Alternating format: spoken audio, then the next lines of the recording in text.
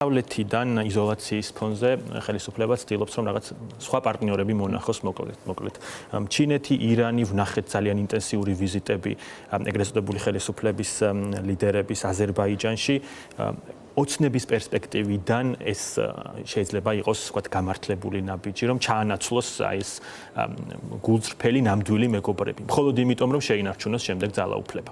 გამარჯობათ პირველ რიგში, მადლობა მოწვევისთვის.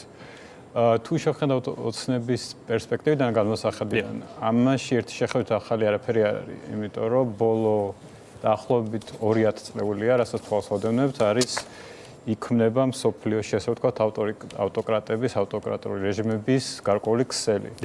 რომელიც მიზანით არ არის კონკრეტული იდეოლოგია, აი ვთქვათ თუ ცივი ომის დროს იყო რომ არის კომუნისტური ან სოციალისტური ბლოკი, რომელსაც აერთიანებს რაღაცა იდეოლოგიური ღირებულებები და მეორე მხარეს არის თავისუფალი სამყარო. ამ ქსელის მიზანი არ არის იმდენად იდეოლოგიური, რამდენადაც უბრალოდ ძალაუფლებას შენარჩუნება და მზად არიან ერთმანეთთან თანამშრომლობით შეინარჩუნონ ძალაუფლება. მაგალითისთვის, თქვათ, ვენესუელაში იყო შემთხვევები, რომ ჩინეთთან ძალიან ახლო თანამშრომლობით მოხდა საპროტესტო აქციების ჩახშობა, ჩინეთმა თქვათ, ტრენინგი ჩაუტარა სპეციალურ ძალებს, სპეციალური ტექნოლოგიები მიაწოდა, არის შემთხვევები, სადაც აფრიკულ დიქტატორებს ჩინეთი აწოდებს ხოლმე, თქვათ, კამერებს, სხვადასხვა თანამედროვე ტექნოლოგიებს იმისთვის, რომ უბრალოდ ჩაახშონ პროცესი შენარჩუნონ ძალაუფლება. ამიტომ ამაში ერთი შეხედვით ახალი ან უცნაური არაფერი არ არის თუ მიზანი არის ძალაუფლების შენარჩუნება. რიცხვების გამოცდილებაზეც მიდის მათ შორის კი, მსგავსი შემთხვევები არსებობს, თქვათ, ბელორუსში, აფრიკის ქვეყნებში, სამხრეთ ამერიკის ზოგიერთ ქვეყანაში და შეიძლება სერბეთშიც მათ შორის და შეიძლება უბრალოდ ამ გზას დაადგეს. რაც შეეხება ევროინტეგრაციის პერსპექტივიდან გამომდინარე, ეს აი რა მოცემულობას ქმნის, რა ემართება ამ ჩვენს აწლეულების ამბიციას, რომ უნდა გავხდეთ ევროკავშირის და ზოგადად აი ამ დასავლური ცივილიზაციის სრულუფლებიანი წევრი უკვე სახელის დაგვერქვას როგორც ევროკავშირის. ხო, აქ ორი საკითხი, ანუ ერთი ის არის, რომ იმდენად დიდია საზოგადოების მხრიდან დაკვეთა ევროკავშირში ინტეგრაციის, რომ მმართველი პარტია გვერდს ვერ უვლის ამ საკითხს. ამას გულისხმობ იმას, რომ იგივე თქვა წინასაარჩევნო კამპანიის ნაწილი იყო ღირსებით ევროპისკენ. ან თქვა ქართული ოცნების ლოგოს გვერდზე ქონდა ევროკავშირის დროშის ნახევარი, ხო? თუმცა რამდენად ობიექტურ სიმართლესთან ახლოს არის ის, რომ ქართული ოცნება ახლა აღმოვეს ევროკავშირთან ურთიერთობებს და 20-30 წლისთვის იქნება ვეროთ უფრო წინ ვიდრე სხვა კანდიდატ ქვეყნები, ეს საალკე საკითხია. უნებრივია შეიძლება იჩემებდე მე ევროკავშირის წევრობა მინდა, მაგრამ არაფერს არ აკეთებდი ამისთვის და ეს უბრალოდ იმისთვის, რომ საზოგადოების მხრიდან არ შეხვდეს პროტესტი. ეს რაღაც ბუნდოვანების შენარჩუნება. იმ დღეს სოციალ მედიაში ხუმრობა იყო, აი იმაზე რა ვთქვათ, რომ გახსნან მოლაპარაკებები და დღეს მოვაწერთ ხელს. ხუმრობა იყო, რომ კევინ კოსნერმა გამომიგზავნოს ქორწინების მოწმობა და დღეს მოვაწერთ ხელს. ანუ შენ შეიძლება რაღაცა თქვა, მაგრამ თუ ამას შესაბამისი ქმედებები არ უმყარებს შენს საქციელს, შენ შეიძლება ნებისმიერ რაღაცა თქვა მაქვს, ხო? ანუ იმის თქმა მინდა, რომ კი ქართული ოცნება იჩემებს, რომ მას არ შეუჩერებია ევროკავშირთან ინტეგრაციის გზა, თუმცა ფაქტია, რომ დე-ფაქტო ეს პროცესი შეჩერებულია. აი მინდა კითხოთ ევროკავშირიდან ნაბიჯებზე და რეაქციაზე გუშინ პრესპიკერთან ჩავწერეთ ინტერვიუ და ბლოკი იმეორებს ამ შეშფოთებას ზოგადად დემონსტრანტების წინააღმდეგ ძალადობის გამო, ის რომ ქვეყანაში ფიქსირდება და ისევ გრძელდება ეს დემოკრატიული უკანდახევა. პასპორტების ნაწილში უნდა ვიხილოთ ჩვენ მალე ეს გადაწყვეტილება პრინციპში ვიცით რომ რაღაც პრობლემა არ შეექმნება, რომ მიიღოს უკვე გადაწყვეტილების სახე, იმიტომ რომ არსებობს უმრავლესობა წევრ ქვეყნებს შორის.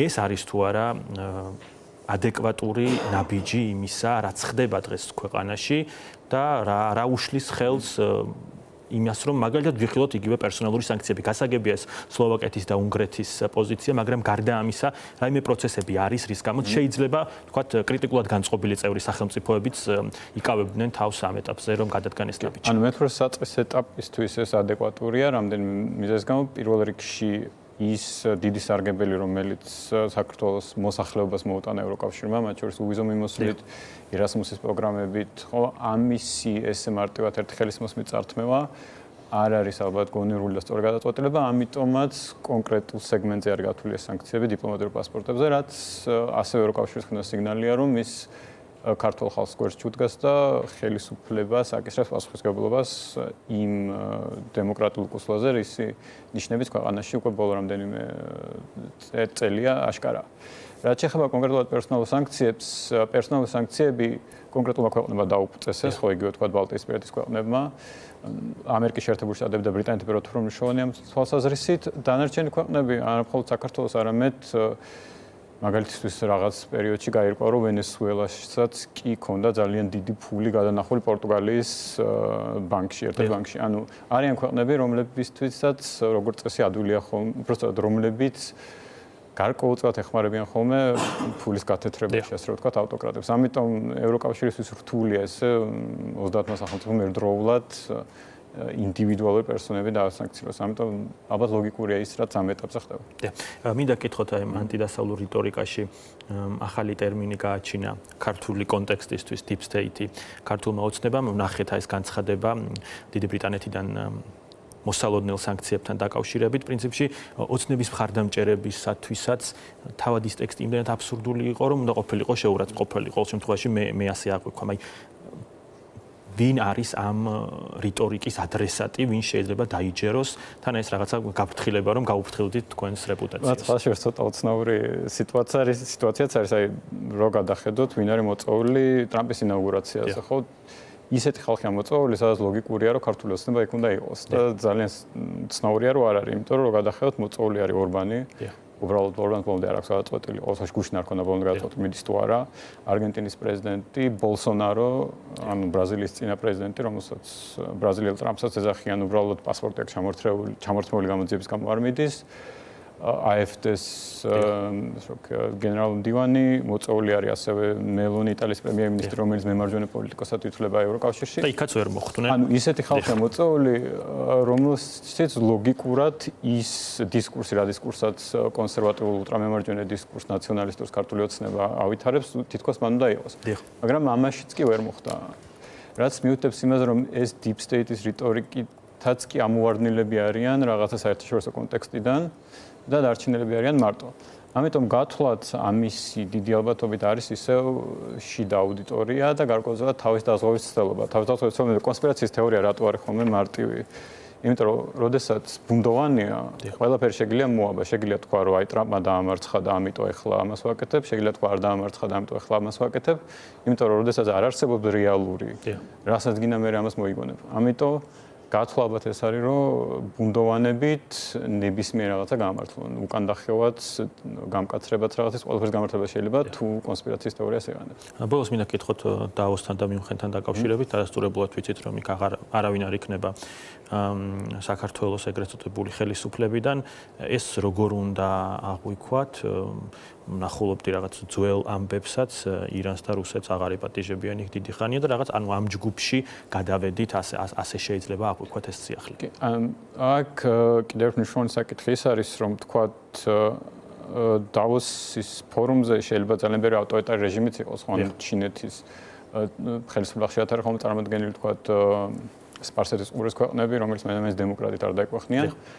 მაგრამ ეს მიუთითებს იმაზეც, რომ საქართველოსთვის უბრალოდ სხვა გზა გარდა ლიბერალური დემოკრატიისა და დასავლური ლიბერალური დემოკრატიის ოჯახის წევრობის არ არის, იმიტომ რომ თუ თქვათ სპარსეთის ყურის ქვეყნებს აქვს ნავთობი და ეს მათ საშუალებას აძლევთ, რომ საერთაშორისო არენაზე დიდი როლი ითამაშონ და დასავლეთმა თვალი დახუჭოს რაღაც პრობლემებზე. ჩინეთს გასაგებია მისი ეკონომიკიდან და გამომდინარე შეუძლია ამ ფორმზე წასვლა.